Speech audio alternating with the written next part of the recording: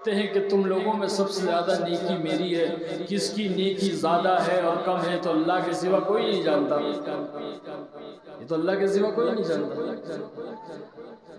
حضرت عمر اتنے بڑے صحابی ہیں اور ایسی بات کر رہے ہیں، تو یہ بات صحابہ کو بری لگی، گرہاں گزری، تو ایک صحابی نے پوچھا حضرت عمر رضی اللہ تعالیٰ عنہ، آپ یہ کیسے کہہ سکتے ہو، آپ یہ کیسے کہہ سکتے ہو کہ آپ کی نیکی سب سے زیادہ ہے؟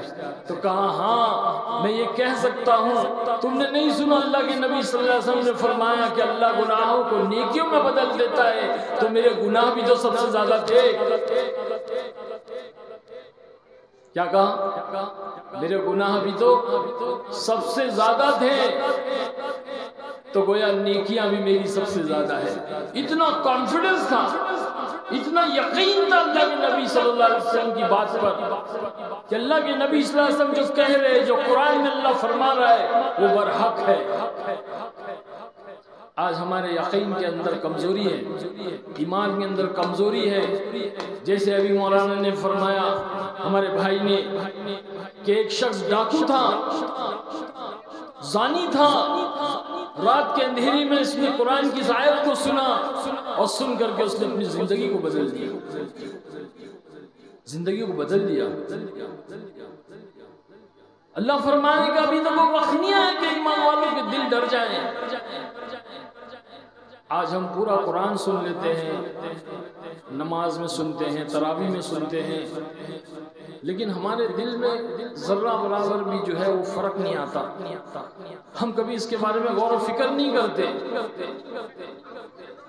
اللہ کی رحمت کو ہم نے نہیں پہچانا، ہم صرف اپنی زبانوں سے کہتے بھائی کیا مسئلہ کیا ہے بھائی، ارے اللہ والوں، وہ اللہ کے ولی، بھائی کیا مسئلہ ہے، آرام سے بیٹھ جاؤ بھائی، پرسکون ہو جاؤ، بہت قیمتی باتیں چل رہی ہیں، دیکھو یہ بات میں نہیں کر رہا ہوں، یقین مانیے آپ، یہ بات میں نہیں کر رہا ہوں، یہ میرا اللہ نکال رہا ہے۔ جب اتنا بڑا مجمع ایمان والوں کا یہاں اکٹھا ہوا ہے تو اللہ کیا ایسی محروم کر دے گا؟